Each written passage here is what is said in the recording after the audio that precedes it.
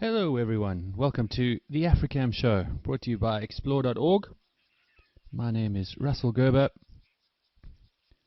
and here with you for the live show on the cameras as we go through anything that might come on down for the next half an hour or so, and of course some of our highlights from the last week. Great to be back with you all, and thank you for joining us from all around the world. Please feel free to send through any questions or any comments that you might have on your mind, and I'll do my best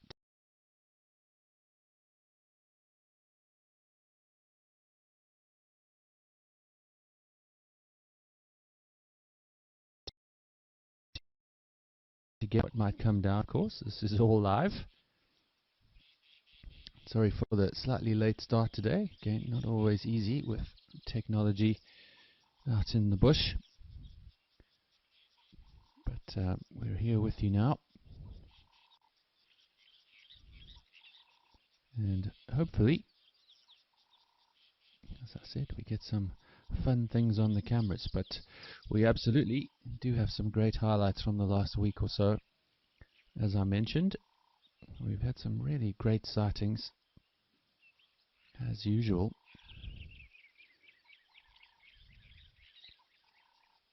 Things have been fairly quiet on the cameras in the afternoons. It's about 4 o'clock in the afternoon here in South Africa, with the rains arriving, and as you can see, a lot of green shoots coming through on all the different cameras around the country. Many of our big herbivores have moved off into other parts of the reserves, feeding away from the permanent water holes as new water sources turn up, new puddles, little pans, rivulets, etc.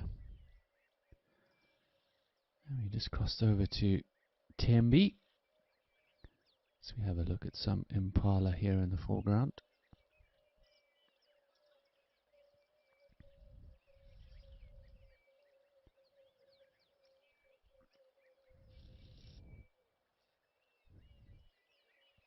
I can't believe how green it is already here at Tembe. As many of you know, though, this is a little closer to the coast, more of a tropical climate, subtropical climate, than many of our other locations. Here you see a gorgeous Nyala bull showing up on the scene. Certainly to me one of Africa's most beautiful antelope species.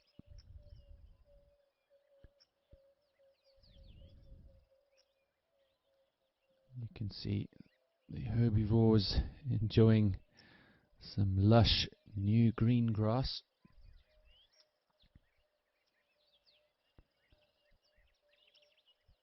And you would have noticed, of course, many babies around on the cameras, particularly impala lambs. As many of those little lambs were dropped in the last week or so. I suspect we'll get a few more coming over the next few weeks.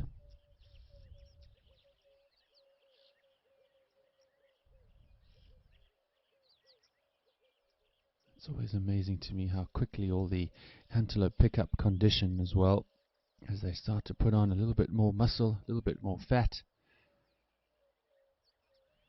It's been a lean few months for them, of course something they're pretty used to.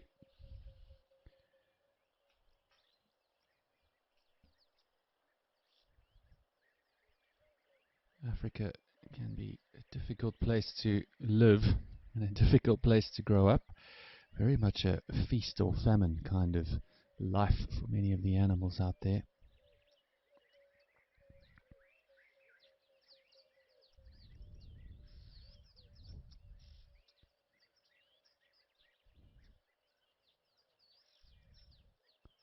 But lovely to see the new little babies arriving on the scene.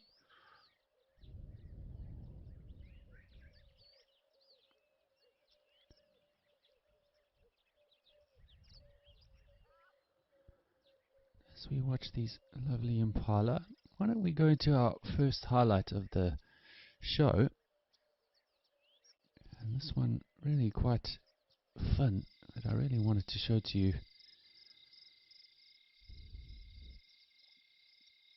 And something that you don't often get to see, certainly live out in the field.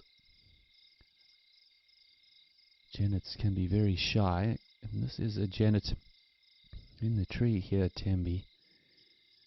And if you watch carefully, this sneaky little genet is raiding the weaver nests. The weaver birds, who of course roost in those lovely nests at night.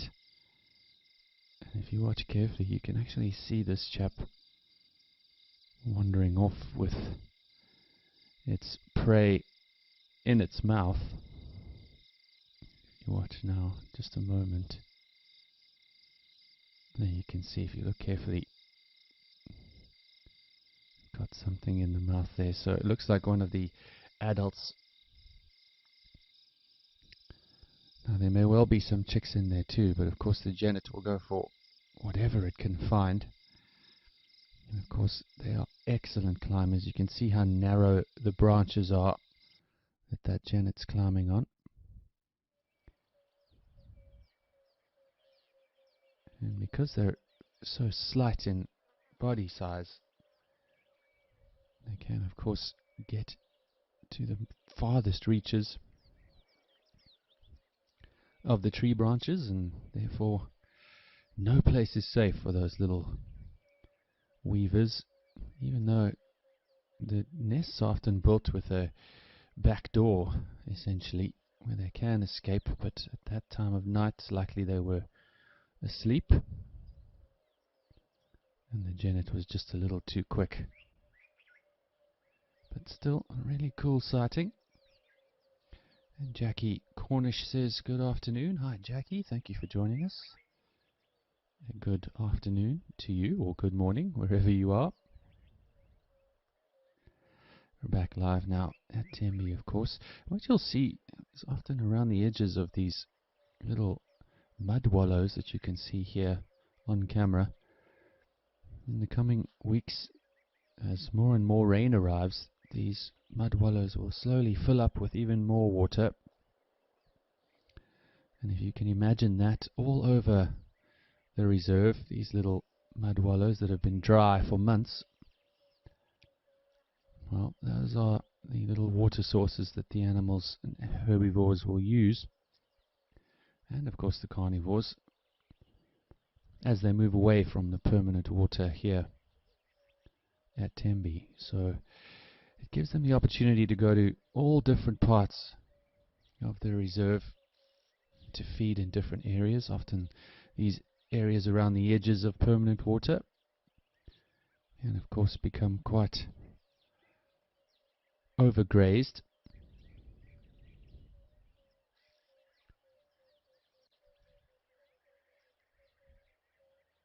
But very happy to see some rain around. Why don't we cross over to Camphor's Dam? We haven't been there yet today.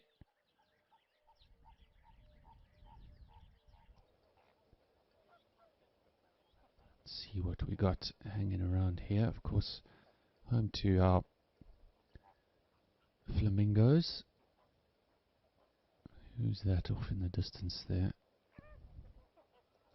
Looks like some red hartebeest. One laying up in the shade.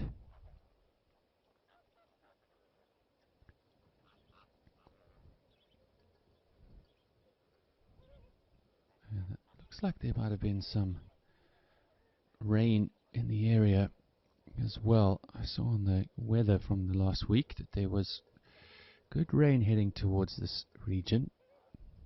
It does look like it received some rain. And here we got our flamingos, of course, greater and lesser flamingos.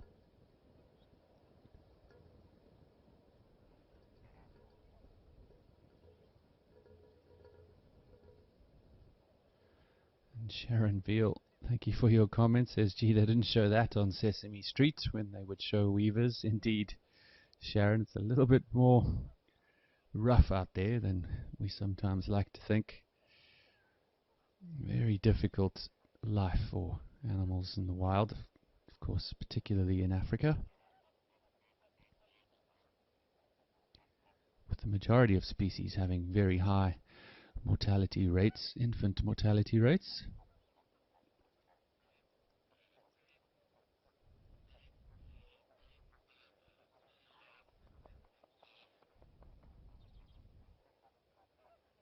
And then Sue, hi Sue Williamson, welcome to the show. Thanks for joining us. She says, man, I hope there aren't any hungry lions around. Why not, Sue? Always, you know, lions got to eat too. But for the time being, it looks like we don't have any visitors on the lion front. But let's go to our next highlight, where we did have a really cool new visitor that we really don't get often on the cameras. And this will also give rise to our quiz question for the day. So let's go into that next highlight.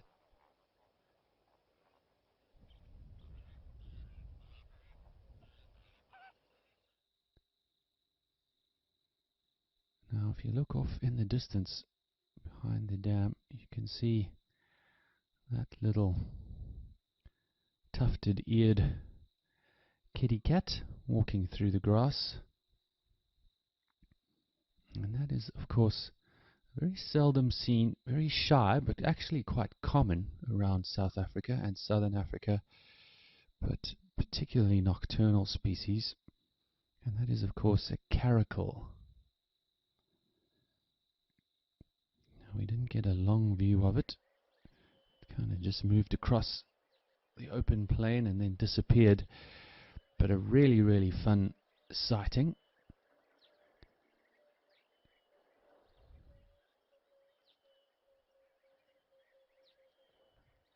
As I said, we really don't get every day. We're back live now at Tembe. So my question for you today is what or where does the name caracal come from? Where does the name caracal come from? So let me know what your thoughts are. How did the caracal get its name? And we'll get to that towards the end of the show. Of course, very similar in looks to the lynx. And they often are referred to as lynx, but they are not, in fact, the same. There are technically 3 subspecies of caracal. This being the southern,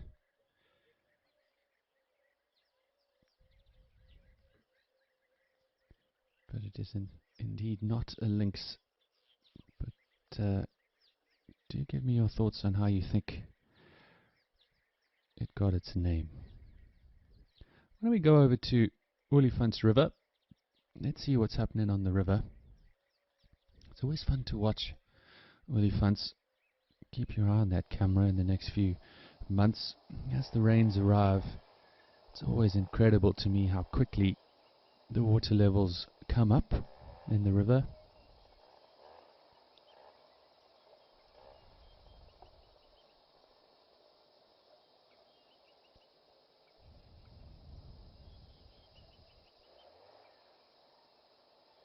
Let's see if we can have a little look around at olifants.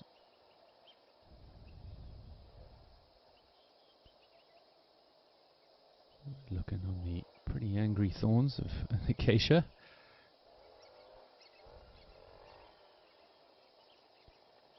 Can hear some brown-hooded kingfisher in the background.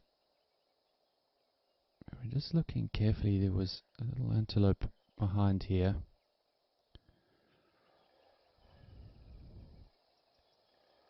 Not sure what it was. It's disappeared for now. We'll keep an eye out for it though. OMG 23. Hi, good afternoon. Thanks for joining us.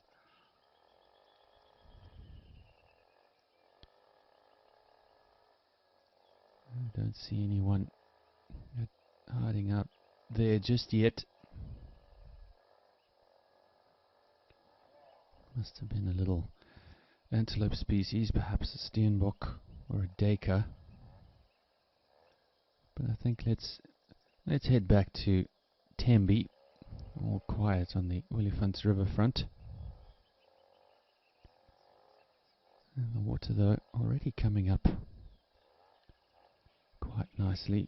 I would say a few more of those islands will be disappearing in the not too distant future. So keep your eyes on the cameras and you'll see what I'm talking about.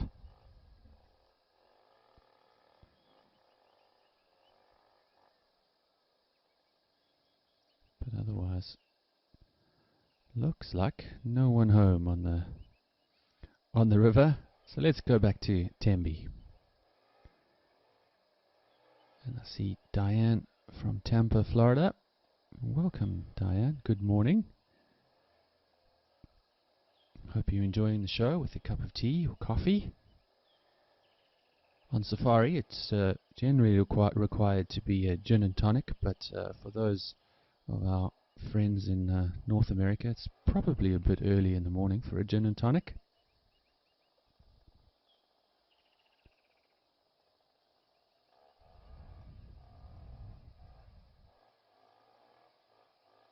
No one sneaking down to the river. Yeah, let's go to Tembe. And I think in the meantime, let's also have a look at our next highlight video. Definitely one that many of you were asking us about. And it's just a little update for you on one of our leopards that we see quite often on the cameras, and this is of course the Rosie's female, who had a pretty severe injury on her hind right leg.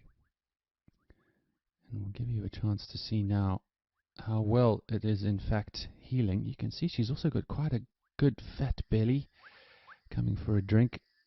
There you can see that was a gaping open wound not too long ago. It was quite red. It wasn't really bleeding profusely either. It was really just the skin had been ripped back, which we think was in an altercation with a warthog. But looking at it now, yeah, she's going to have a pretty severe scar, but she's walking perfectly. Really no injury there. There's no swelling. In those kinds of instances, infection is always the thing you fear the most, but she's looking pretty fat and full, which suggests she's got herself a meal pretty recently. And very often leopards will come down after satiating themselves on a meal, and they'll come down to the waterhole for a little gin and tonic of their own, drink of water. But yeah, she looks to be in great condition, and that's a very good sign.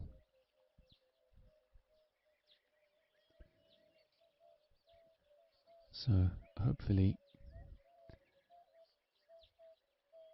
many of you out there will have captured that, caught the news that our Rosie's female is looking good. Otherwise, if you happen to miss the show, those of you who are watching, let the others know that our little Rosie's female is doing okay.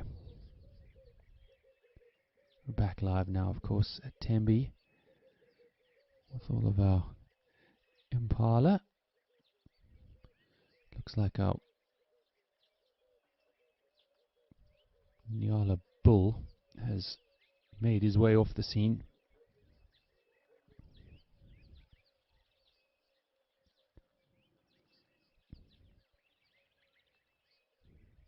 She's in the shade there, but it does look like a female Nyala in the middle of your screen, or just off the right of the middle of your screen.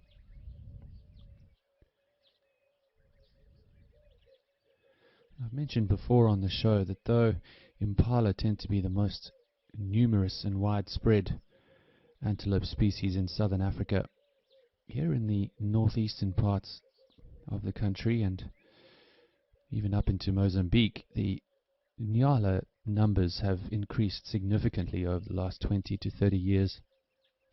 In some areas, I would argue, even outnumbering the impala.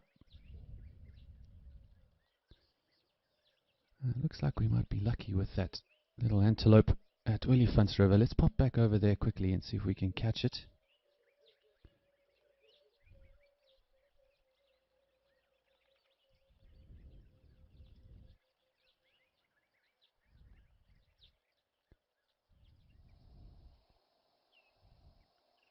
Ah, there they are. So not a steenbok, not a duiker, but in fact a fluffy little bushbuck. Couple of bushbuck females, looks like. And yeah, bushbuck pretty common around the river's edge. They like the thicker bush, thicker shrub areas. Quite prolific in the Eastern Cape as well. Their numbers quite high down there, where again, though you don't get a lot of the similar bushveld type, you do get quite a lot of thick shrubs in the Eastern Cape, particularly along river lines and river beds. And that looks like a hardy-dar ibis digging in the dirt. Looks like two of them there. Yeah, our bushbuck have just gone down off to the left.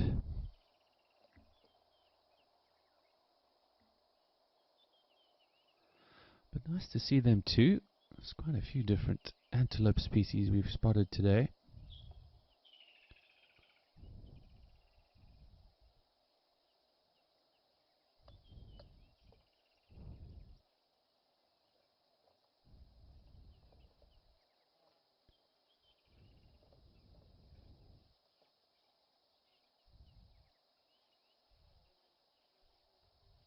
And I just was listening there for a second. I think we had a pretty good call of a...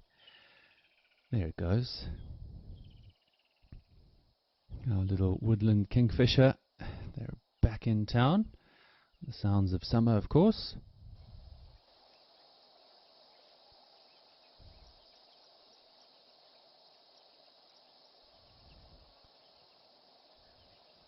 They are a summer visitor to this area, so let's see if you can hear them call nicely again.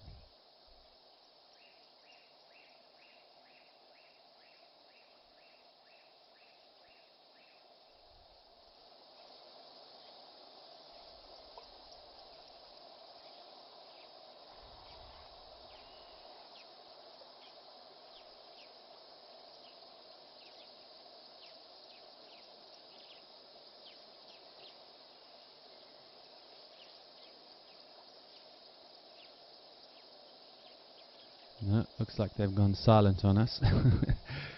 Oh well.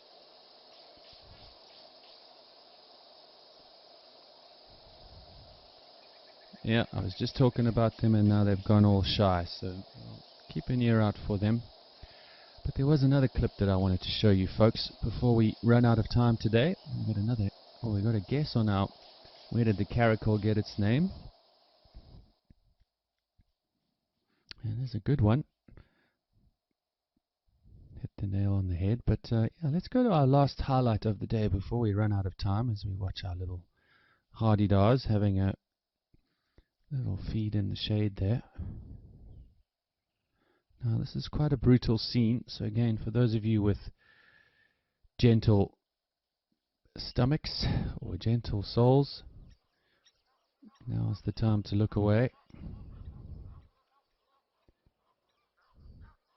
And here you can see a very interesting sighting, which is again not always easy to watch. Now we unfortunately didn't catch it on, or we didn't actually capture the whole hunt and takedown of this young impala, but we did manage to catch the end.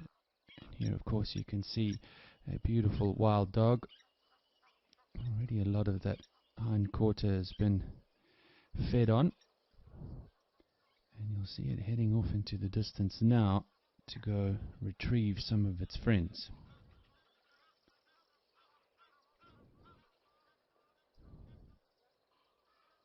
And this is apparently known as the Bates pack of wild dogs. Apparently 5 adults and 9 youngsters in the pack, and here you see them arriving back on the scene.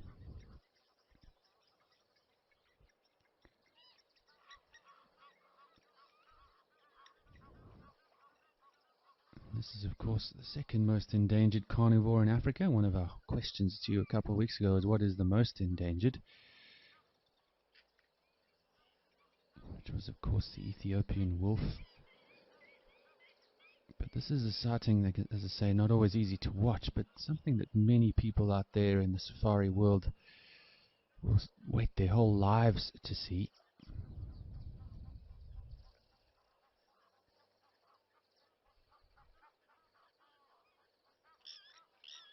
If you watch carefully, you see they've now dragged that carcass away from the edge of the waterhole, and if you have a look at them, some of the bigger adults wandering down to the edge of the water with their tails up in the air. You can see those white tips raised up. A little disagreement around the dinner table as well. But yes, you can see this is what was disturbing them. And the crocodile by the edge of the water. There's two of them there who were looking for any opportunity to grab a free meal, and perhaps the offal, stomach, intestines is likely to be grabbed by that crocodile and pulled off into the water. Of course, crocodiles can be a major threat to something like a wild dog, so getting away as far away from them as possible is always a good idea. But again, an incredible sighting, one of our most special antelope species. One of our most special carnivores. This is a special antelope species, indeed. Nyala, but we're back live now. But as I say, a really, really great video captured in the last week or so for all of you. Anyway, for those of you not into the brutal stuff, you can turn your screen back on. Have a look at this beautiful Nyala. And unfortunately, we're running out of time. And some of you came through with the answer for our question today, which, as I mentioned to you, was where did the caracal get its name from? We had a lovely caracal sighting for those of you who joined us later on in the show. And I asked you, where did the caracal get its name? And that name actually came from a French naturalist, 18th century naturalist. We had a lovely chat about naturalists on the Africam channel. For those of you who are interested, you can come and check it out there. But it came from a chap by the name of George Buffon, as I say, a French naturalist, and it came from the Turkish name of caraculak, which actually means the cat with black ears. So those black tufted ears, which is so indicative of the caracal, that is indeed where the name came from. So well done to those of you who got the answer right today, especially without the help of Google. That's the most important thing. But thank you for taking part, and hopefully we taught you something new today.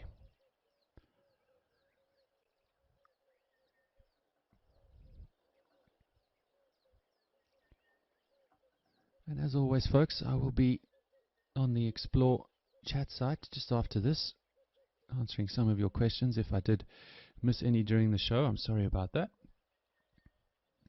But I will be there for a few minutes after just to answer some of your unanswered questions, say hi. But unfortunately, we run out of time for the show for today. Thanks once again to all of you for joining us and for taking part. I hope you have a wonderful day further and enjoy the rest of your week.